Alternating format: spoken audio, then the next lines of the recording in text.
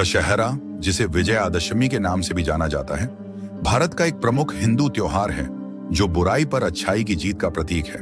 इस त्योहार को मनाने के पीछे कई धार्मिक और सांस्कृतिक कथाएं और मान्यताएं जुड़ी हुई हैं, लेकिन मुख्य रूप से दो प्रमुख धार्मिक कथाएं इसे स्पष्ट करती हैं। यही रामायण से जुड़ी कथा। दशहरा का सीधा संबंध रामायण से है। रामायण के अनुसार भगवान राम, जो विष्णु के 7वें अवतार माने जाते हैं, ने राक्षस राजा रावण का वध किया था।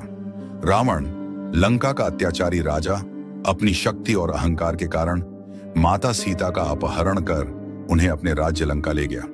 इसके बाद राम ने अपनी पत्नी सीता को मुक्त करने के लिए रावण के खिलाफ युद्ध छेड़ा। इस युद्ध में भगवान राम का साथ उनके भाई लक्ष्मण, भक्त हनुमान और वानर सेना ने दिया।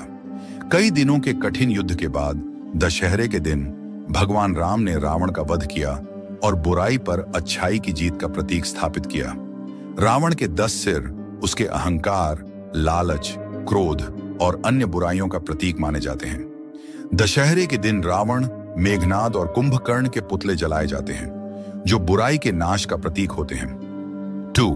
दुर्गा पूजा और महिषासुर वध। एक अन्य मान्यता के अनुसार दशहरा देवी दुर्गा की महिषासुर पर विजय के उपलक्ष्य में भी मनाया जाता है। पौराणिक कथाओं के अनुसार महिषासुर एक शक्तिशाली असुर था, जिसे ब्रह्मा जी से वरदान प्राप्त था कि उसे कोई भी देवता नहीं मार सकता। इस वरदान के कारण महिषासुर ने स्वर्ग लोक पर आक्रमण कर दिया और देवताओं को पराजित किया। तब देवताओं ने देवी दुर्गा की पूजा की, जिन्होंने 9 दिनों तक महिषासुर के साथ भीषण युद्ध किया और अंततः 10वें दिन उसका वध किया।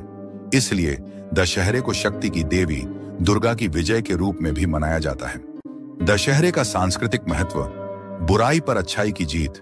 दशहरा हमें यह सिखाता है कि चाहे बुराई कितनी भी शक्तिशाली क्यों ना हो, अंततः जीत सत्य, धर्म और अच्छाई की होती है। रावण और महिषासुर जैसे दुष्ट चरित्रों का अंत यही संदेश देता है। आध्यात्मिक जागरूकता। इस दिन लोग अपने भीतर की बुराइयों जैसे अहंकार, लालच, क्रोध और द्वेष को नष्ट करने का संकल्प लेते हैं। समाज में सामूहिकता।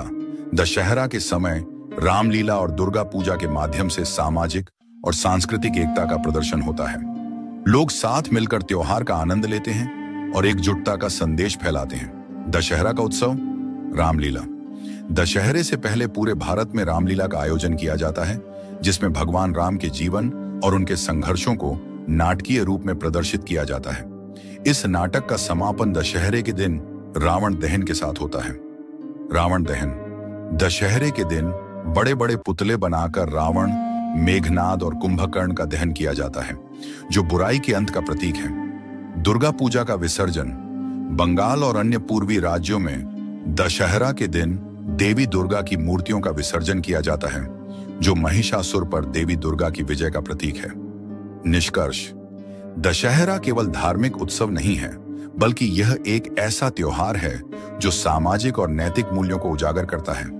यह त्योहार हमें सिखाता है कि सत्य और धर्म के मार्ग पर चलते हुए हमें अपने जीवन में आने वाली बुराइयों से संघर्ष करना चाहिए और अंततः उन्हें पराजित करना चाहिए।